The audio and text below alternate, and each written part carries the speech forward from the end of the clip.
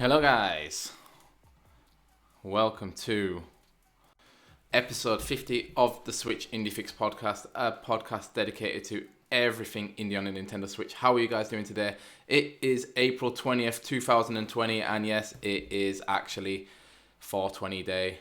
I didn't realize that when I scheduled to do the podcast today, but it kind of works out well. But yeah, episode 50, it's incredible that we've actually got to this such a big milestone.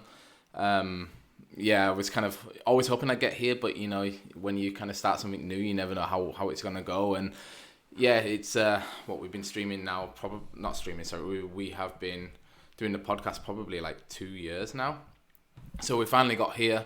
And yeah, I'm happy to be here. And because it is the 50th episode, I thought I'd do it a little bit something different. And I was streaming by myself. Sorry, I keep saying streaming. I was podcasting alone today, so I thought, why not try streaming it? Because it's a lot easier to set up on my own than it is, you know, with a guest. Because with a guest, you basically need another screen. I don't have my other screen available right now, so I thought, let's try it out. Do it by myself. Get to grips with how to actually set up a podcast on a stream. And here we are. So let's get into it. And today, what are we going to be talking about? Well, today I'm steering the ship alone for our 50th episode. And I'm even streaming it out to a live audience. So if you're in the chat, say hello. We're going to be talking about 2 massive indie games coming to the Switch, a huge crossover, and I'll be answering your questions at the end of the show. But first, let me tell you about our brand spanking new Patreon. If you like the Switch Indie Fix podcast and other content we create for Switch Indie Fix, please consider becoming a Patreon by going to patreon.com/Switch Indie Fix. Supporting us at our $1 tier will get your name read out at the end of the show. And also a gentle reminder, we do need your questions today. If you're in the chat, you can leave them in the chat, or you can reach out to me on Twitter with your question, or you can even go to switchindiefix.com/SIF podcast. There's a Google form there, and you can leave any questions you have there.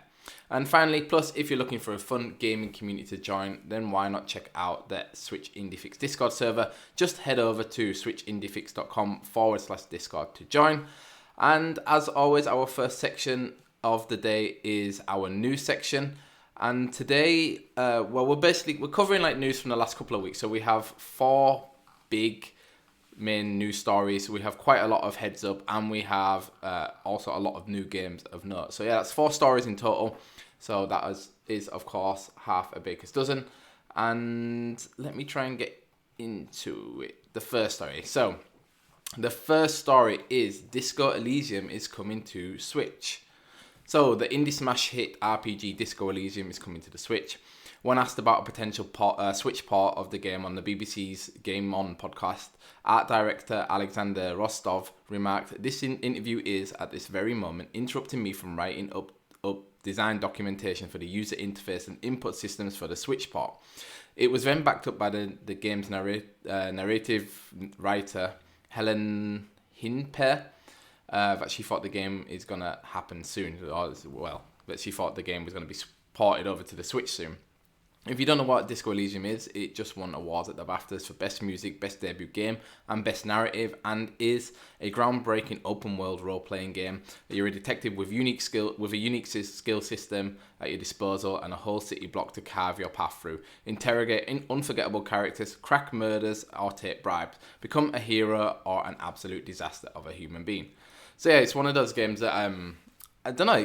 It kind of just was there on Steam, and then lots of people like what was he called? Jim Sterling was really into it, and yeah, he seemed to really enjoy it. And then it kind of took off as kind of like this indie darling over on Steam, as like an RPG among the vein of, I guess, kind of like, you know, Divinity Original Sin 2. Has been more of a traditional RPG that people don't really make anymore, and something that where you can basically choose what you want to do in every sense. And I think Jim Sterling was kind of comparing it to like a lot like the Fallout games, and how kind of Fallout has literally fallen away from this kind of aspect of creating your own path and creating your own character, and, you know, building your stats. So if you want to be someone who talks their way out of trouble, they can, or if you want to be someone who fights their way out of trouble, they can. And this game does it a lot, and it also deals with a lot of like real human issues, such as yeah, like if you want to become an alcoholic or use drugs, and how you want to interact with these people in the world that are criminals. So yeah, it's definitely a very interesting game. Like I say, critically, it's really well known now because of the BAFTAs, and people were also, I think, was it this game that I think this game along with Outer Wilds, people were also saying should have won more at the Game Awards, but obviously didn't, and also at DICE. So yeah, it's cool to see that the Switch is still getting these massive indie games coming over. I believe this is the only instance of them talking about a port. I don't know if they've said about the PS4 or the Xbox getting a port. So it's kind of interesting that they specifically dropped the Switch in this conversation on BBC Game On podcast. But yeah, that's a really cool game. If you've played the game and you're in chat, then let me know what you think of it and if you think it's going to be a good fit for the Switch. And then yeah, let's move on to story number 2. And this story is going to be a little bit divisive because I didn't know if you would consider this game an indie game. But let's just get into the story and then I'll talk about why I think it's an indie game. So number 2, Crysis Remastered is coming to the Nintendo Switch. So I know there may be some debate as to whether Crysis is an indie game or not. After all, it is developed by Crytek, who are creators of the rather popular Crytek engine. However, I decided to include it as out of all of the developers that have created game engines, I would say Crytek is possibly the least well known at the minute.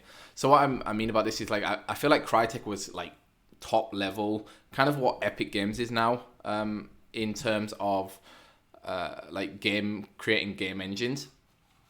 And and I think back in when Crysis came out, and then I think then Crysis 3 is the most recent one.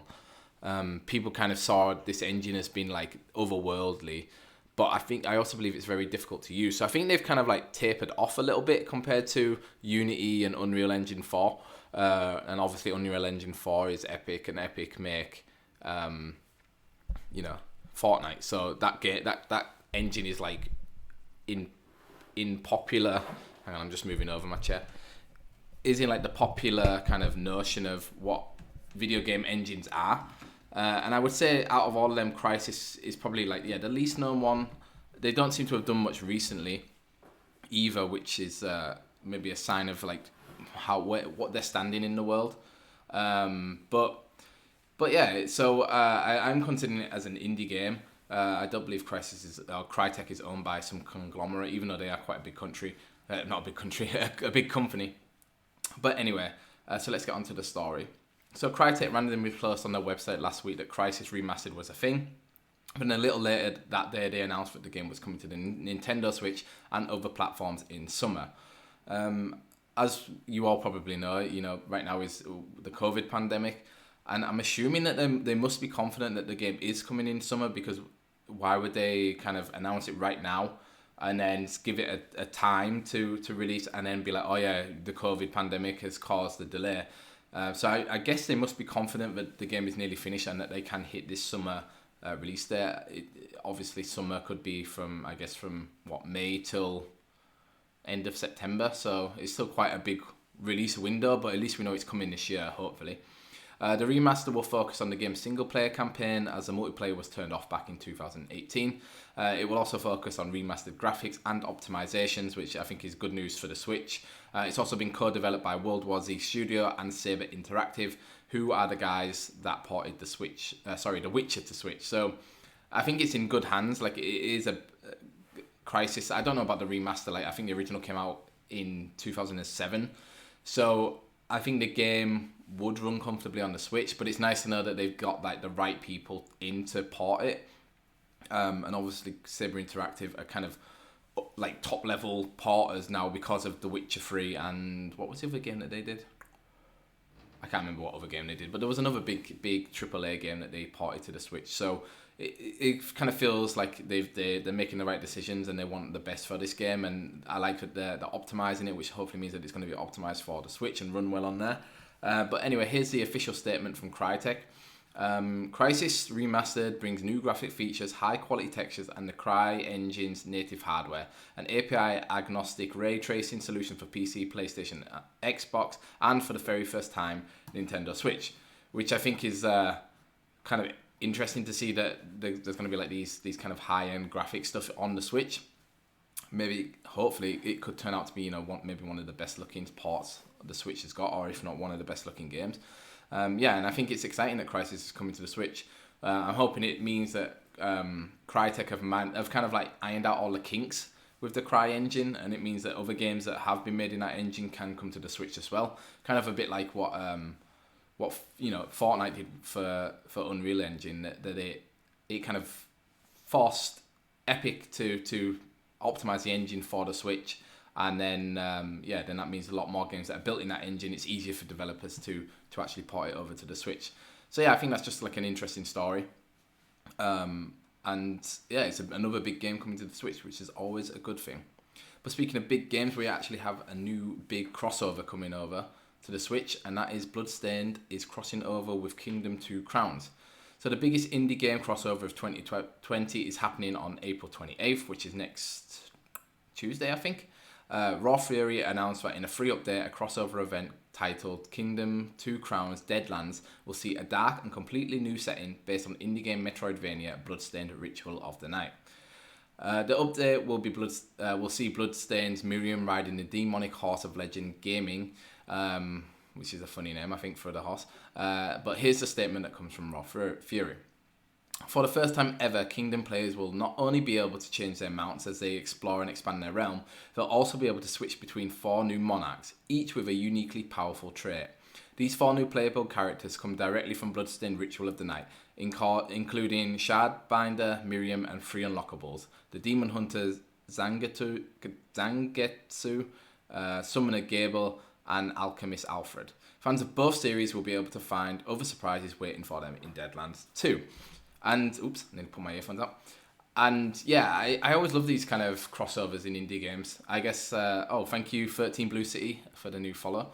Yeah, I do love these kind of crossover in indie games. Like, obviously the biggest case is Super Smash Bros. And we started to see indie games kind of trickle into that with Shovel Knight and Undertale, and what was the other one? Cuphead. Which is always awesome to see. I really like seeing how different developers take different IP and kind of mix them together and create something that's like kind of unique. And I think Kingdom 2 Crowns in itself is a very unique game. If you don't know what it is, it's like you're playing on like a 2D side-scrolling platform, I guess, that's kind of like never ending. Or, well, I think it does have an end, but then at the end there's like a boat, and then you get on the boat and do stuff. But they can. But then also you're like building a sorry, I'm getting distracted. You're building like, what's the word? I forgot the word. Like, kind of like walls and barracks and stuff as you go, and then you're going along, you kind of hunt, you get coins, you use those coins to upgrade your watchtower to have an archer on it, and then it's kind of like a bit like a tower defense game. And then at the night time, I think enemies come in and attack you, and you kind of are testing out if your defenses are strong enough to live out the night. And I think obviously with this idea of like monsters attacking, it fits perfectly into Bloodstained. There is some key art on the internet that you can go and look at, and it looks really gorgeous. The key art, like it's obviously Bloodstained characters, but done in like a 2D pixel art style, which I think the Kingdom series is really well known for.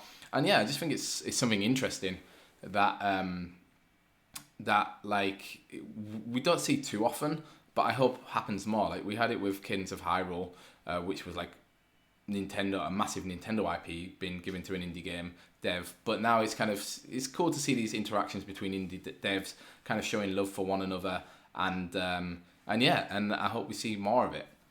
And our final news story this week is story number 4, and that is Gris hits a massive sales landmark. So Nomada Studios, the developers behind award-winning puzzle platformer Gris, have announced that the title has sold over 1 million copies. Gris first launched on Switch in December 2018 to critical acclaim, going to win many awards for its visuals and game design, including Games for Impact Award in the Game Awards 2019. The dev said on Twitter about this massive milestone that we are thrilled to announce that Gris has sold more than 1 million copies. Crazy. Thanks to our team, families, Devolver Digital, and especially to all of you who made this possible.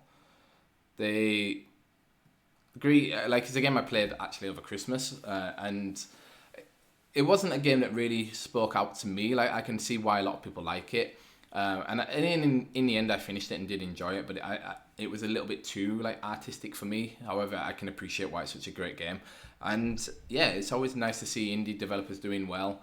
And having like a massive success like this, and I guess the guys in Spain in at Nomada Studios are like, okay, what it's going to be hard for them to follow up for it. I'm interested to see what they want to do next, because I imagine they've got much more of a budget to do whatever they want to do next. So yeah, it's kind of interesting that they've reached over 1 million sales, and I'm looking forward to see what happens next. And yeah, actually, I forgot that we have another story, which I have prepared something for you guys to watch. So the next story is Qubic Games held their own direct and announced 5 new indies coming to the Switch this year. So I'm going to try something here on the stream. I actually want to watch the video along with you guys on the stream. So podcast viewers, I hope it comes through, us podcast listeners, I guess. I hope it comes through okay for you. I hope it's not too loud. Just a warning, I'm going to play the video. So if it might be a bit louder than what I sound now. But let me change this and press this. And we should be able to watch it. Okay, let's see. So I'll just turn the volume down a little bit. So for the podcast viewers, there is kind of like a montage of all the Qubic games that are coming out this year. 2 of them we know already, Farsis and Hyper Parasite.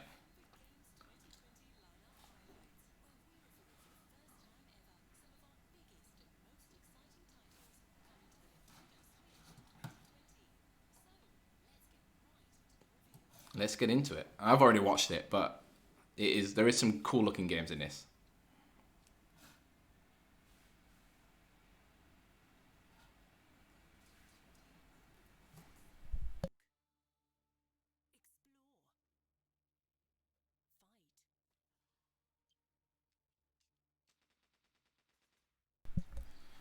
So I like the look of Dex. It reminds me of a little bit of what's it called? Crosscode, yeah. But with like a 2D aspect to it.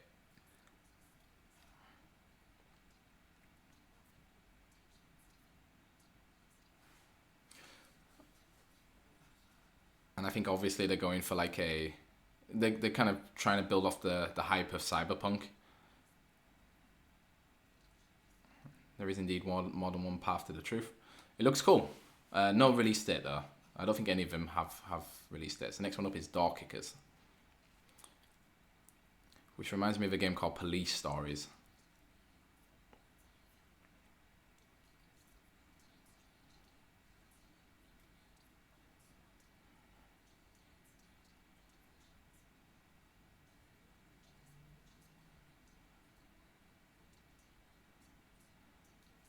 So as you guys in the stream can see, like they're kind of clicking and dragging where they want their people to enter. So the game is like you play as a SWAT team infiltrating houses.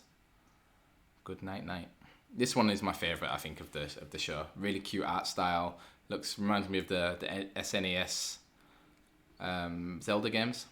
Looks like you kind of are a knight that is having nightmares. Sneak and slash RPG. Nice music, if you can hear it.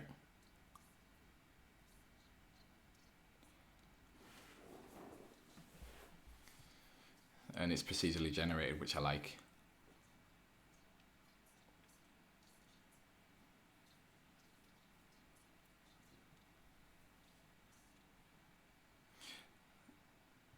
So yeah, it looks cool. It's I really like the art style. It's interesting, and again, but no release date. So, but apparently all of these games are coming out this year.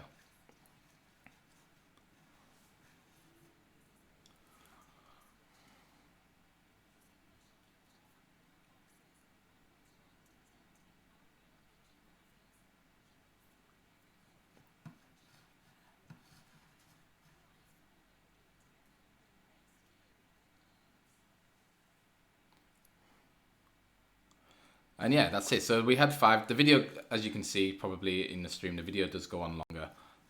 But it's the last 2 are games that we already know are Farcist and Hyper Parasite, which I'm gonna talk about Hyper Parasite a little bit later. But yeah, so we had the 5 games. I hope you could hear everything okay. The first one was called Dex, which is a 2D side-scrolling cyberpunk game. I think it looks really cool. Sci-fi RPG and non-linear gameplay. You can customize your skills, equipment, and your own body to change up play. Like I said, it's I think they're kind of trying to cash in on the what's it called, cyberpunk craze that's going to be coming this year. But I think the game looks cool. And what's interesting is when you look at these games, I think you can really see how Qubic has also kind of like taken that next step. Like they were known as the developer that was kind of putting a lot of these smaller, cheaper indie games onto the Switch at the start.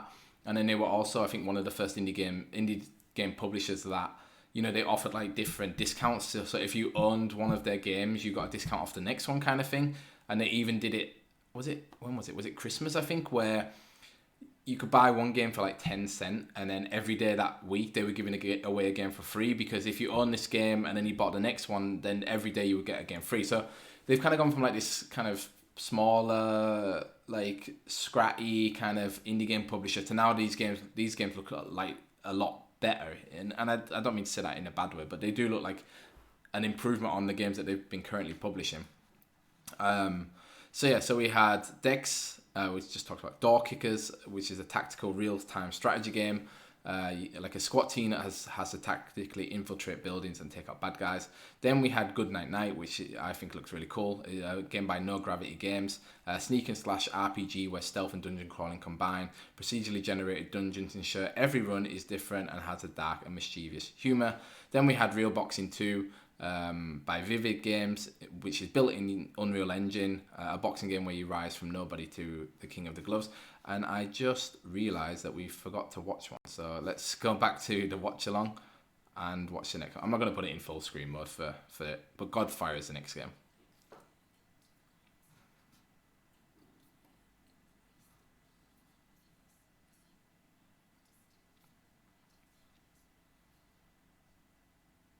So another really good looking game.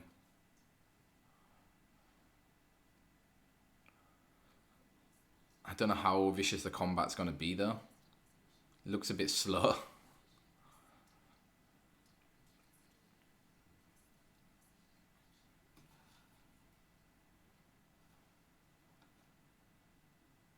So yeah, that's God Eater Rise of Prometheus, which gives me vibes of God of War, the original God of War games on the PlayStation 2, like where you are obviously taking on the gods. It's a bit more like hack and slashy action, but nevertheless it looks cool. Like I said, watching the video, the actual action looked a bit slow and methodical, but yeah, hopefully it comes to the Switch and it's an exciting game to play.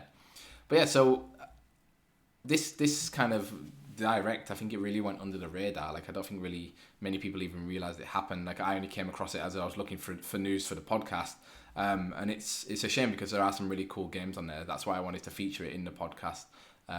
So there you go. And like I said, I think all of those games are supposed to be coming out in 2020. So yeah, some interesting looking games from Qubic.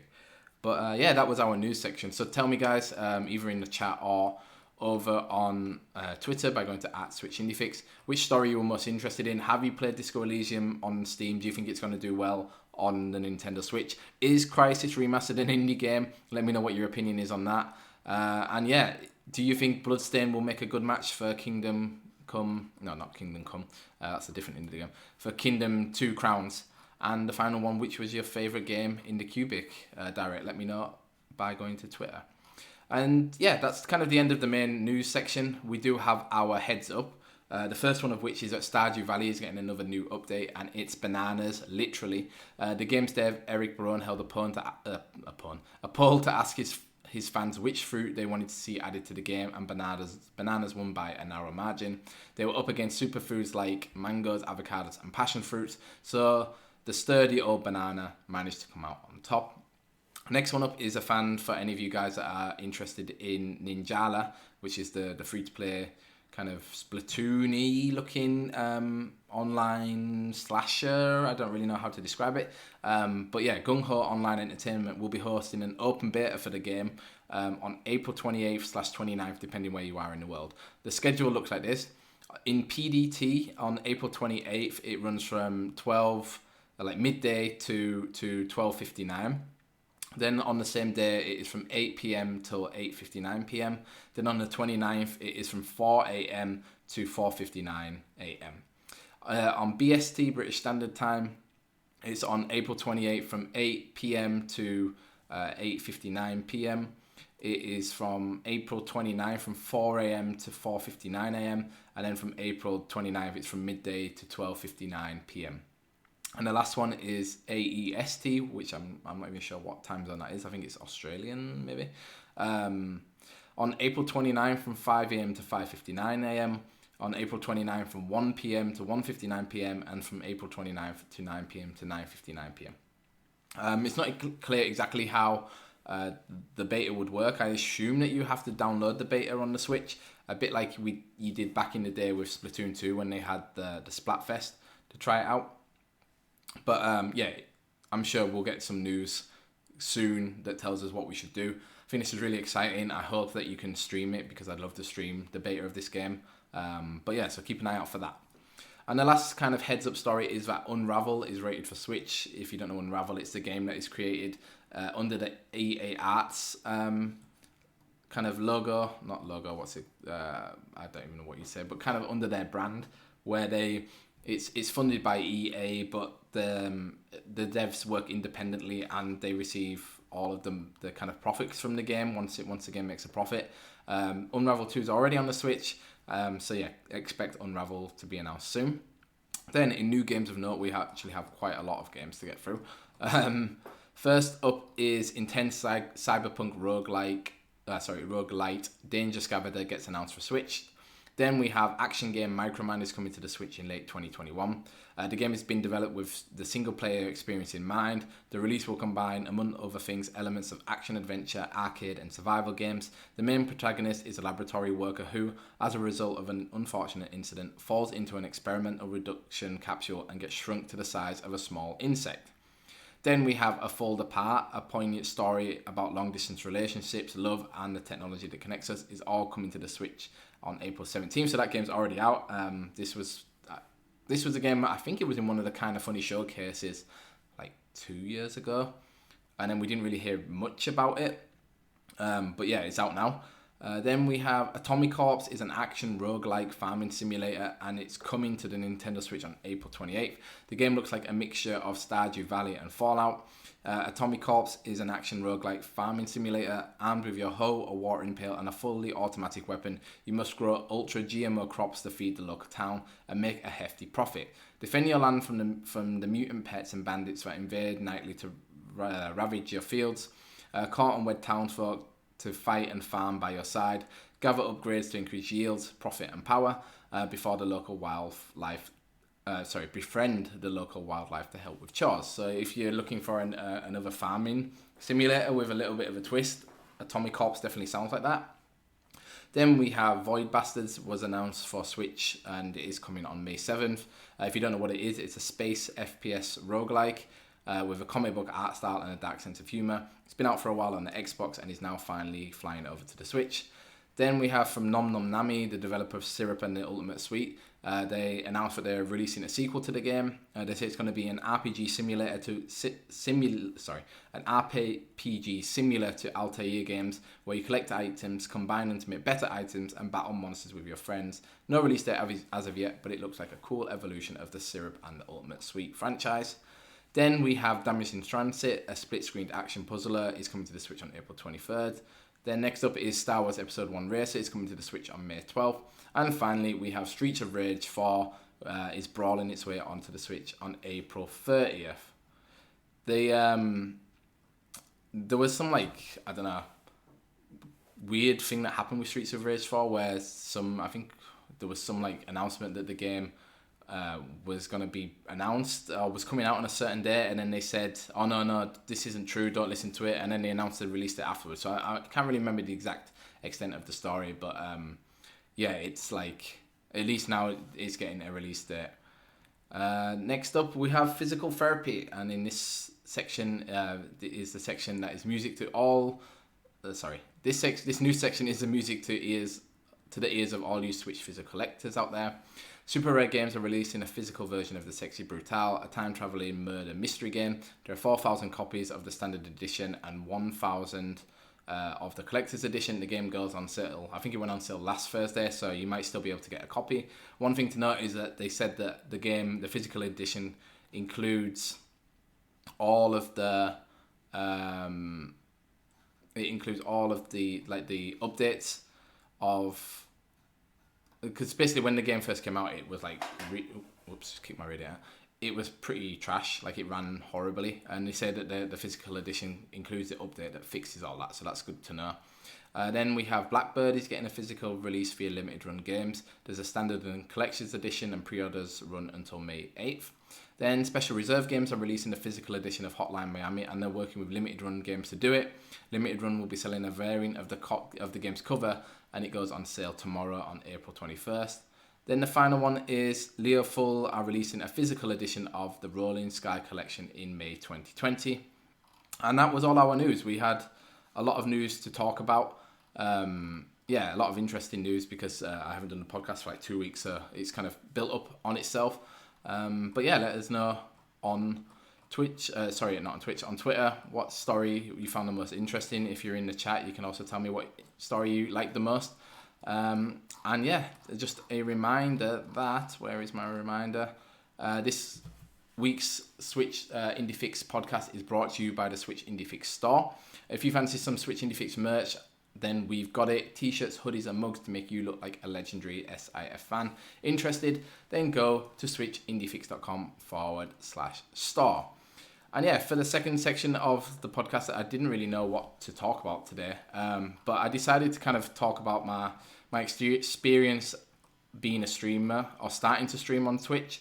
If you don't really know like the story, it's been like a long process where I've wanted to stream for such a long time, but I've always had like a pretty lousy laptop that it was not even a laptop, it's a Mac. It just doesn't have the power to do it. And it kind of went on, and then as I've had more time with the COVID and been in lockdown, it's like it gave me a bit more time to actually look into streaming, and I kind of realized that you don't really need such a powerful laptop to do it. And luckily my fiance, she has a laptop that she doesn't need, a PC laptop, and she doesn't use so often, and it actually has like a good processor in it. And so I tried it out, realized that it worked. I'm currently using Switch. I always get it mixed up. Twitch Studio Beta, which is like a really simple kind of streaming service provided by Twitch. And it gives you some like very easy tools to use to set up a stream, which is what I've been using. It's super like intuitive how you actually do it. And so far this is the third stream we've done. The other two I stream every Friday at 6 p.m. BST. The first stream we did was of Hyper Parasite and Hold Down, which I'm going to be talking about a little bit later. And then on this previous Friday, we started playing through the Tourist, and we got about halfway through the Tourist.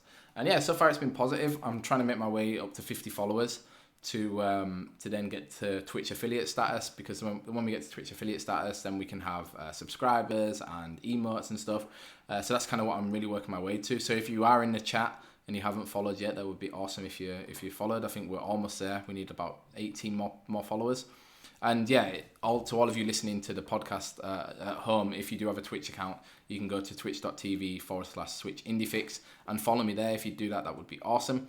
And like I said, we stream every Friday at 6 p.m. BST, 1 p.m. Eastern time. Every Friday. This Friday we're gonna finish off the Tourist. And then after that, I think we're gonna go back to a kind of 2-game stream, so 1.5 hour of one game, 1.5 hour of the others. If you do want to suggest some games, please do so. You can do that either if you're listening now on stream, or you can go to the Discord, switchindiefix/Discord, and do it there and let me know what you want to play. Obviously, I'm trying to keep it on brand. I want it to be Switch games or indie games on the Switch, so let me know. But I'm loving streaming. Every time I do it, I just get super excited. I wish I could do it more, but I'm trying to commit to at least once a week on the Friday, and then maybe there'll be other random streams, like impromptu ones, kind of like this, where maybe I want to try something out. And yeah, it's so far it's going well. But yeah, like I said before, I have been playing some indie games on stream. The first of which was called Hyper Parasite, and just to say before, I did get a code for Hyper Parasite, so just bear that with, take it with a pinch of salt. But yeah, so Hyper Parasite, it has like a really cool 80s aesthetic. It reminds me of old arcade cabinets, and the music has that typical synthwave 80s feel to it. Yeah, the art style is kind of interesting because it also reminds me a bit of like Final Fantasy VII, how it had that pre-rendered background. It looks a little bit like that. Like the background is kind of pre-rendered and looks very like fuzzy and low def, but then the characters are obviously made in 3D and rendered really like clearly. And I just think, yeah, they're definitely, the developers, Troglodytes, they were definitely going for this kind of old arcadey feel with it, and it works out really well. Yeah, it's also like, so far I've been in like the downtown area, which is very dark, but then you have these really bright neon lights everywhere, and the like enemy bullets are also these really crisp neon colors, so it has a very appealing visual look to it. Yeah, so you play as this parasite that is bent on ending the human race. The parasite itself is very weak and dies after one hit. So, but what power it has the power to body snatch from other people. So when you start, you go into a room, and there's usually about maybe one or two enemies in there. What you want to do is you want to quickly take over one of the enemies, and then you play as that enemy against the other enemies. And when you take over it, you get that enemy's move. So you can play as like there's like a homeless man that has a trolley that you can use to like push into people. My favorite right now is there's a newspaper girl, delivery girl, and she throws newspapers in kind of like a broken like V. So they go off, the two newspapers that go off in a V. There's also like a cop that fires a pistol. There's a fireman that has an axe. It has like a melee attack.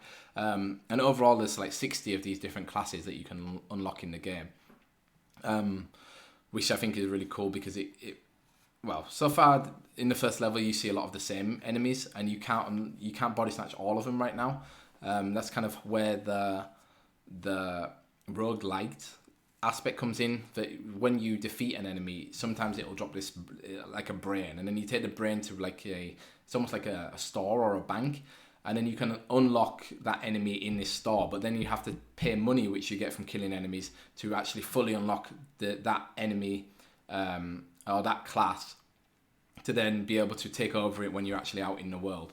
And different classes cost different amounts of money. Like the most common ones cost a couple of hundred gold or whatever the currency is, and then some of the like boss battles or mini bosses, they cost like a few thousand. So yeah, it gives you like an interesting way to balance what your money or how you spend your money, because you can also buy upgrades with your money too.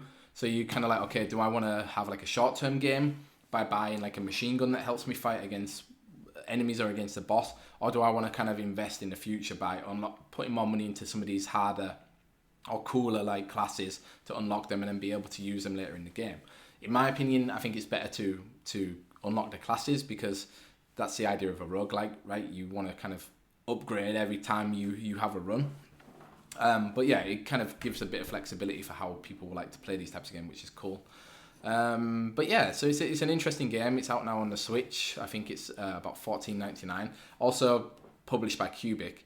And I don't know if they're still doing it, but they did have a deal on where if you owned another Qubic game, you could get it for like 50% off. So you get it for $7.50, which is like a bargain, because for that price it's a great game. I did have some problems with it. Yeah, it's a twin stick shooter, and the developers kind of have been marketing it as a tough as nails twin stick shooter. When I was playing, I didn't really think it was that difficult, because, well, it's difficult, but it's not. It's only difficult because in the beginning it's so like one-sided in the game's favor that you're like, okay, sometimes when you die, oh come on, what am I supposed to do? And the devs have said that themselves. Like they said, it's inspired by these old arcade classics, and that they want it to be challenging, and they want you to play it over and over again. But you can kind of see that maybe it's not as well designed as games like Gungeon or The Binding of Isaac, which are also really hard and all about like repeating and repeating and replaying and getting better. Because like the AI, mostly all it does is it just chases you. So you can just run around the map kiting it until everyone is dead. So it kind of gets into the same loop where you are just kiting enemies around the map, throwing a projectile at them until they all die, and then moving on to the next room until you get to the bosses, which again are very like one-sided in favor of the boss. The first boss is called the Twins, and they're these two big like bullet sponge towers that shoot projectiles, and there's only like certain areas on them that you can hit. So there's like the twins are basically like these they're like these two old vans, and some of the van is like protected by a wall, so you can only hit it on certain parts. So you kind of start the mission and you're trying to take health off the vans, and they each have about 450 health. And when you start with like the paper girl, each of her projectiles does about 2 damage. So it's kind of like, it takes a long time, and it's just a little bit tedious because then you have all of these enemies spawning over and over again.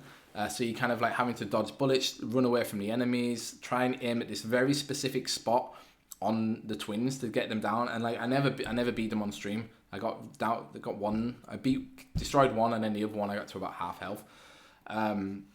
So it's a little bit frustrating, but I can see what they want you to do. Like they want you to then get money, unlock a class that does more damage, and then go in with that class and do it, which is fair enough. But I just think at the start it's a bit like jarring to be like, okay, this is how it's going to be.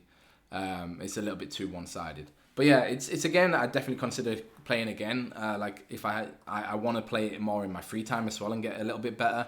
Because in roguelikes I really don't mind grinding through stuff.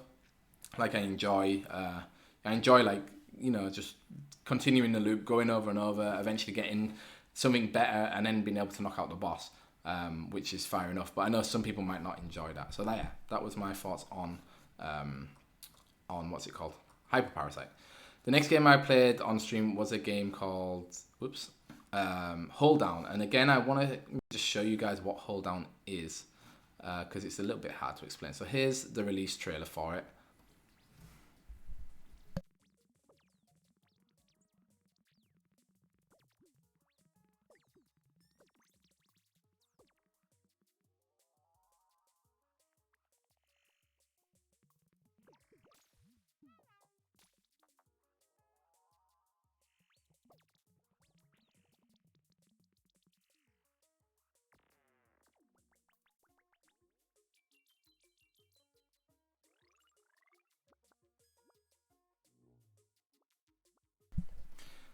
So for the people listening at home, that might not have been the most informative video, but at least I hope for people watching that it kind of shows you what the game is. It's in its essence, it's a brick breaker, and you are kind of, instead of shooting the ball from the bottom like traditional, well, no, I guess they don't, but the idea is like you have like a column, and there are bricks in the column, and you're shooting a ball from the top, and you can aim with like a cursor where you want to shoot them.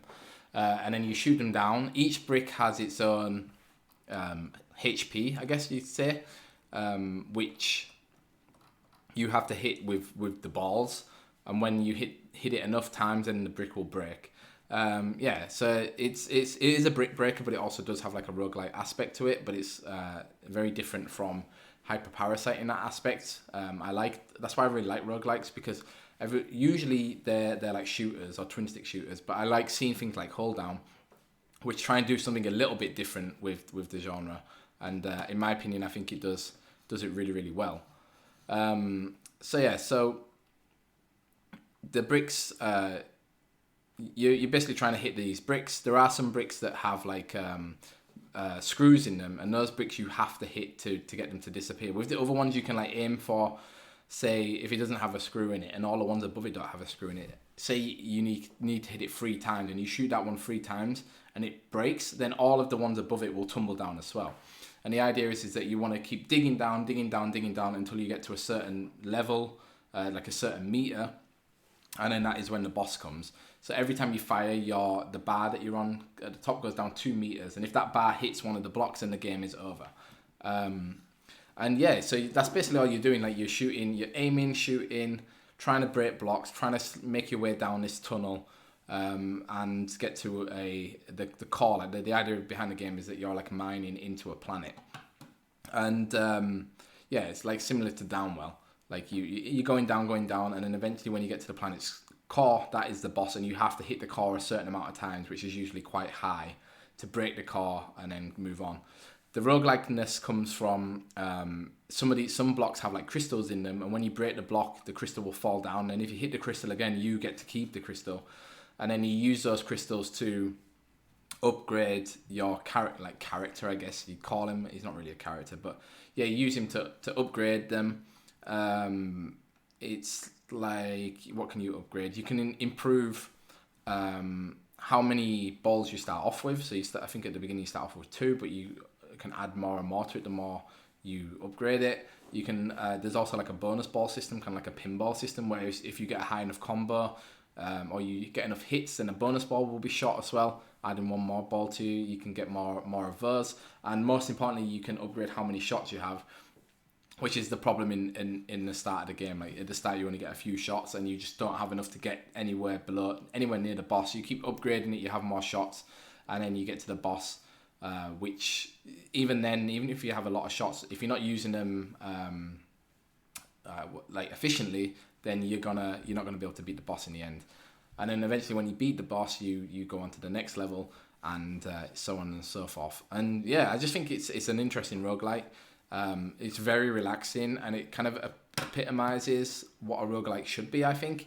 Like it has that feeling of like, okay, just one more go, and yeah. Hi, thanks for the follow, Mo Poison Noob. Yeah, and you just keep kind of like hitting it, taking it back. It's quickly reloads. You keep kind of doing run after run. You get quite a lot of crystals, which is nice because in the early game it kind of makes you feel like, okay, cool, I'm progressing quite quickly, which in comparison to Hyper Parasite doesn't necessarily make you feel that. But yeah, some people that I've seen, I've talked about, said it was a mobile game first, which it was. And I have to say, like, I think even though it was a mobile game, like it works really well on the Switch. It's nice to just play on my Switch Lite and lie on the sofa and just kind of play it for like a couple of minutes, because each run doesn't usually take that long. Like I'd say a run lasts maximum like 5 minutes, so you can just play games here or there if you want to. It has this really cool system on the Switch, but I've not seen yet, where it's like has an instant save system. So say you start a game and you have to go, you put the game down and you just kind of turn the Switch off, or put it in standby mode, and then say like your Switch ran out of energy, then the next time you charge up the Switch and loaded up the game, it would still be at that exact same point, even though the Switch turned off, or even though you close the application. So I think it's really cool. Like I've not seen it before on a Switch game, where it loads you in at the exact point where you were, even if you close the application or even if you turn off the Switch, which I think is interesting. The only problem I've had with it is actually with the joysticks. I got really, really scared at one point because I thought that I had like the Joy-Con drift on my Switch, because it just wouldn't aim properly, and then it just turns out that's just the game. I think it must be a bug that after a while the joystick just kind of doesn't sync properly. I tried it on my Lite, on my Switch, with my Switch Joy-Cons, and with my Pro Controller. It happens all the same. So that's the only problem I can see with it. And yeah, the game's out on Nintendo, on the Nintendo eShop. I think it's $9.99. I think it's definitely worth it. Just if you want a game to kind of play here and there. And yeah, that was Hold Down. And the final game I was playing, which I played last Friday on the stream, was The Tourist. I got about halfway through it on the stream. It's a very laid-back, chilled game, but does have some head-scratching puzzles. The kind of type of puzzles where you have to look at it for a while and something finally clicks and you're like, okay, that's what I'm supposed to do. The game looks gorgeous with like voxel graphics and a beautiful shader that makes all the colours look so bright, vibrant, especially the greens and the blues, which was quite funny because when I was streaming it, the stream software I used thought it was a green screen. It was so like neon coloured, the colours. But yeah, really great game. I'm going to be streaming it again on Friday at 6 p.m. BST. So if you want to join me, you can do by going to twitch.tv/switchindiefix. And yeah, that's all the games I've been playing. Let me know if you've tried out any of these games, or if you've been watching any of them on YouTube. I've been putting up the Twitch VODs on YouTube, so you can watch them if you have missed any of the streams. I don't have like a URL for YouTube yet, but you can just type in Switch Indie Fix and I'm sure it'll come up. I also have a new series on there called Trying Out, where I am trying out these like newer and interesting indie games that you might not have heard of before. So if that sounds interesting as well, you can go and watch that. There is one on Hold Down. I've got one coming out tomorrow on Vigor, the Vigor beta, and another one on Pooplers, which was an interesting game to play. And yeah, so to round off the podcast, we do have one question from Ninhelix. And they ask, since bigger games have their iconic characters like Mario, Kirby, Sonic, and so on, with the Switch indie game characters, or which Switch indie game characters do you consider distinctive enough to establish an iconic image and represent a brand, developer, or studio? So Ninhelix, thanks for the great question. The obvious one that springs to mind for me is Shovel Knight, and I think I've talked about this before on the podcast that Yacht Club kind of originally wanted to make him like a brand and have him like, you know, on lunch boxes and backpacks and stuff, and make him instantly recognizable, because I don't know, they just thought they had this really unique character, and yeah, I agree. I think he is a unique character. So I think Shovel Knight's already there. Next up, I would say, would be Hollow Knight. I think Hollow Knight's also another indie game character that is already like within itself a brand. Whenever you go on Instagram and look up Metroidvania, like all of the photos or all of the fan art is all about Hollow Knight, because I think people love that game. It has such a strong community, and I think people like making fan art about it, which also helps the brand. And like I say, it just becomes like recognizable with Metroidvania. Like now, when you think of Metroidvania, you think of Hollow Knight. In another case like that, I would say it was maybe Dead Cells. Dead Cells is also kind of in the Metroidvania camp, seen as like the Metroidvania, and the prisoner from the game is also kind of instantly recognizable now. I think they also have like a really cool, unique looking character, and people see the character and they know exactly what game it's from. And then I guess other than that, you could maybe argue for some of the SteamWorld characters like Rusty and Dorothy. More specifically, I'd say Rusty. Rusty is also like kind of one of those characters where you see him and most people know, or most people in gaming know, okay, he's from SteamWorld Dig 1. And Dorothy, to maybe a lesser extent, also you kind of think, okay, I know that robot from SteamWorld Dig 2. But yeah, it's a great question. I'd be interested to see what you guys at home think. What character, when you think of an indie game brand or developer, what character comes to your mind? Let us know by going to Twitter @SwitchIndieFix, or come in and saying hello at the Switch IndieFix Discord server by going to switchindiefix.com/Discord. And yeah, that is episode 50. I hope everything worked out well. I hope people in the chat enjoyed it. We've got a couple of new followers, which is always nice. And yeah, so thank you very much for listening and tuning in and consuming the podcast wherever you watch and or listen to it. I'd like to say a massive thank you to all of our patrons who are supporting Switch IndieFix at patreon.com/SwitchIndieFix. They are BenjiCon, Daniel Ward, Demiurge, MCK, Giovanni Pimentel, John Review Switch, my mum, my fiance, Kool-Aid Moonwalk, Runestorm, Mark Maltby, Alex Harding, and Bastian Inuch. The podcast will be going up on Apple, Spotify, and other good podcasting apps, as well as YouTube, as soon as I can after the show. If you do listen to it on Apple or wherever, please make sure you review it. And yeah, if you want to get in contact with me, you can do so by going to Twitter or Instagram @SwitchIndieFix, or you can join the Switch IndieFix Discord server at switchindiefix.com/Discord. Yeah, remember, I also stream Fridays, 6 p.m. BST at twitch.tv/SwitchIndieFix. So come and join me there if you are interested in watching me playing indie games on the Nintendo Switch. Thanks a lot for watching, guys, and listening. And yeah, we'll see you next time. Bye-bye.